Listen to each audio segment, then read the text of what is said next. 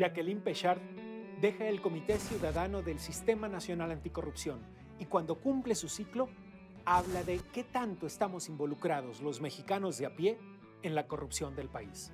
Esta noche, Jacqueline Pechard en La Pura Verdad.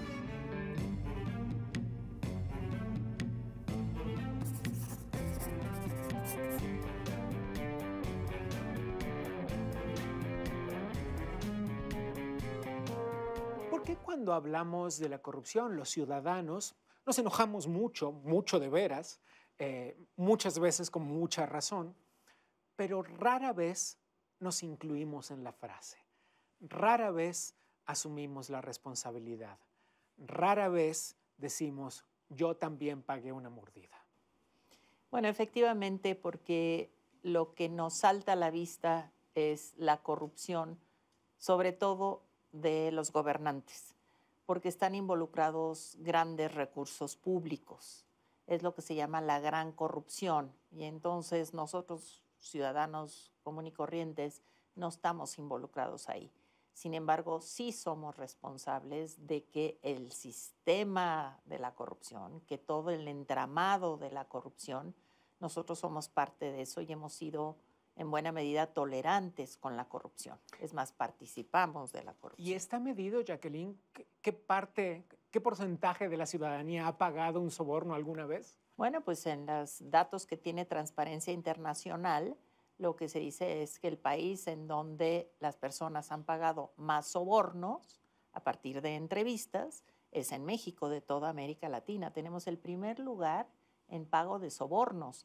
Eso quiere decir que estamos dispuestos a pagarlos, ¿no? Es decir, si frenáramos y dijéramos no estoy dispuesta a pagar para que me hagan un trámite o para que me den una licencia o para que me den mi pensión o para lo que sea, pues en esa medida no nos sobornarían, ¿no? Sí. Y sí, es la verdad, hay que reconocer que hay momentos, sobre todo esos momentos, esos momentos cotidianos de los que uno oye todo el tiempo, es decir, es que me paró la policía, es que no tenía los documentos de mi coche en orden, es que me metí en el carril confinado del Metrobús. Y casi todo el mundo está dispuesto a pagar con tal de no ir al corralón. Así es. Pero ¿qué se hace? Porque hay mecanismos, digamos, nadie puede pagar para no ir al torito cuando te agarra el alcoholímetro. ¿Por qué? Porque funciona, digamos, porque no hay forma, porque así es al menos en teoría y en apariencia, insobornable el procedimiento. ¿Cuál es el secreto, Jacqueline? Bueno, el secreto es efectivamente el procedimiento. Si tú tienes un procedimiento en donde implica que es más costoso para el ciudadano seguir el procedimiento que pagar una mordida, pues va a pagar la mordida. Eso es lo racional, que pagues la mordida porque te es más barato, inviertes menos tiempo. Entonces sí está en los procedimientos. Si tú tienes procedimientos ágiles, el mensaje que mandas es no te conviene andar pagando una mordida, apégate a la norma porque es más fácil, inviertes menos tiempo, te es más barato, te levantan tu infracción y te vas a tu casa. No, pero no, te llevan el coche al corralón, entonces inviertes quién sabe cuántas horas. Es un asunto de procedimientos. Si no tienes ese procedimiento todo, digamos, complejo, pues tú no tienes entonces quienes se vayan beneficiando en la ruta de ese procedimiento tan Digo, en el caso complicado. específico, lo pongo como ejemplo porque es, como dije antes, sumamente cotidiano, ¿no? Exactamente. Entonces, por ejemplo, si no existiera el corralón, si la gente le levantaran su infracción, e incluso si tuviera la oportunidad de pagarla en el momento, había una época aquí en la Ciudad de México, yo no sé si sigue sucediendo, que cuando la grúa levantaba tu coche, la cámara empezaba a filmar, ¿no? Y desde la grúa tenían un dispositivo de cobro. Tú podías pagar la multa en el momento en el que te la habían hecho. Tu coche era liberado, cometiste un error, pagaste por la infracción y asunto terminado. Pero no había como una especie de chantaje emocional que suele haber. Pero todo eso es, a ver, ¿dónde has visto en un país civilizado en donde un coche mal estacionado se lo lleve una grúa? Por eso sí digo que los procedimientos, y hombre, podemos voltear a ver cómo se hace en otros países, en donde la gente dice, de ninguna manera me pongo en segunda fila, pues es que me es muy costoso, ¿no? Ahora tú te pones en segunda fila y lo más que puede pasar es que le des 50 pesos al policía. Me preguntaba hace unos días en una conversación entre amigos en los que en la que intentábamos dilucidar un poco el origen de la corrupción, ¿no? ¿En qué esferas nace? ¿Nace en las altas esferas o nace en las familias? Con la mentira inoportuna, con la ayudadita para pasar un examen, con hacerle la tarea al niño con tal de que la termine rápido. Es decir, ¿dónde nace la corrupción? ¿Estamos educados en la honestidad? En México, si tú en la escuela copias y no te cachan, bueno, eres el Un ejemplo a fregón, seguir, claro. ¿no? En Fregón entre cambio, comillas, ¿no? sí, y pues vas a pasar tú el examen con 10 y tu compañero con 10. Si tú eso lo haces en Suecia, es peor que tú hagas eso a que saques 5 en el examen. Porque si sacas 5, el sistema va a hacer que te den todo el apoyo porque tú, pues, tú tienes ciertas pues, faltas o ciertas insuficiencias en tus tareas. Acá no, acá lo que se premia, ¿sí? No es que tú seas honesto, sino lo que se premia es que seas audaz, pero sobre todo que no te cachen, ¿no? Entonces, pues está, por eso es que se dice que la corrupción es sistémica, porque está desde las propias actividades más primarias, digamos, del individuo, ¿no? A ver, Entonces, en tu no es que experiencia, necesariamente ahí esté, es que sí es algo que es parte de las estructuras sociales, ¿no? Y que todas van teniendo en sus respectivos niveles, ¿no? Mensajes en donde te dicen, sea abusado, llévate todo el dinero, lo importante es que no te persiga la policía. ¿hay una cuestión de educación? Claro que hay una cuestión de educación, pero no es solo la educación, No, es no, que la claro, me educación imagino. tiene que estar reforzada por estos mecanismos que hacen que la educación esté conectada con los mecanismos, porque ¿cómo educas tú en la honestidad si sales a la calle y todos los mensajes te están diciendo no seas honesto, porque ser honesto pues, es ser casi cercano a estúpido, ¿no? Entonces, pues sí necesitas conectar las dos cosas, ¿no?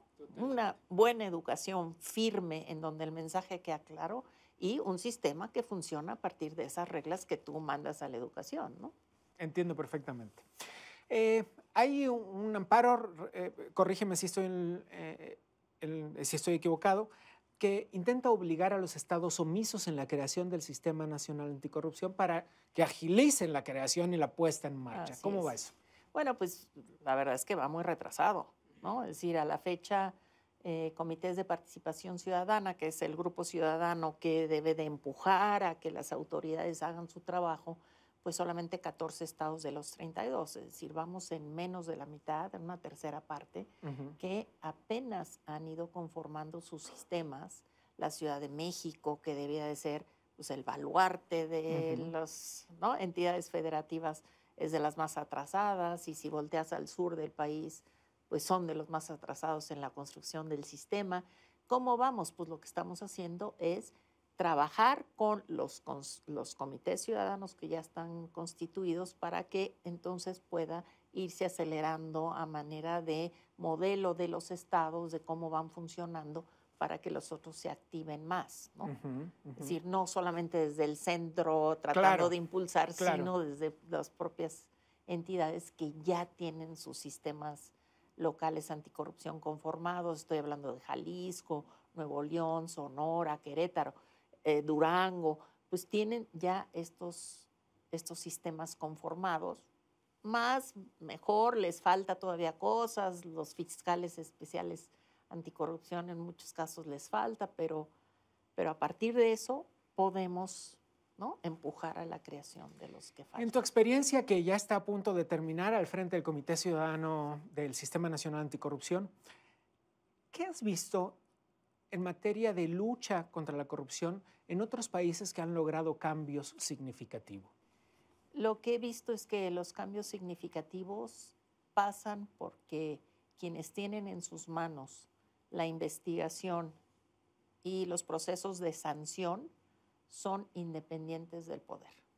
Si no hay esa independencia, y puedes voltear los ojos a Rumania, puedes voltear los ojos a Guatemala, puedes voltear los ojos a Brasil y verás que sin jueces que sean independientes, verdaderamente independientes, es decir, que no respondan a quien los nombró, que es su jefe, que es al mismo tiempo el presidente de la República. Claro. Si no hay esa autonomía clara, con o sin ciudadanía. En México lo que se privilegió es, digamos, como el músculo de la sociedad civil para empujar. Bueno, pero me Pero parece si no un buen camino. si no tenemos un fiscal general que sea verdaderamente independiente, si no tenemos jueces que sean independientes, no tanto en el ámbito federal, en donde hay procesos más, digamos, que parecen más como exámenes universitarios, digamos, concursos de oposición, Sí, sí, sí. sino en los estados, en donde eso está. La verdad es que los jueces responden a los gobernadores y los fiscales en muchos casos también. Es decir, y esto, ahí es donde entramos la sociedad civil, ¿no? Tenemos que ser muy exigentes en que quienes van a investigar y quienes van a sancionar sean independientes. ¿En cuánto tiempo estos países que pusiste como ejemplo obtienen resultados visibles? Pues mira, obviamente los tiempos son difíciles, pero por ejemplo, Rumania, Guatemala tardaron 10 años en verdaderamente ponerlo a funcionar. Y no quiere decir que ya empiezan a funcionar y siguen para adelante. Sigue habiendo resistencias. Claro, me imagino, ¿no? por Entonces, supuesto. Sí.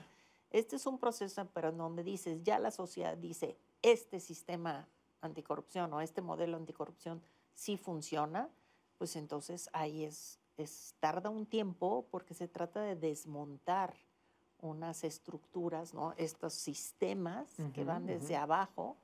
Entonces, para desmontarlos, pues tarda tiempo, pero hay que empezar teniendo esos jueces independientes y esos fiscales, ¿no? Que hacen la investigación, que identifican que no es solamente el funcionario público el que roba dinero, sino es también involucrados otros, los notarios que crean empresas fantasmas, claro, es decir, los abogados que defienden a no sé quién. Lo que nos lleva al comienzo del programa, es decir, cuando la corrupción trasciende los niveles de los funcionarios y vuelve a involucrar a la sociedad. En este caso, no como quien paga, sino como quien resulta beneficiada.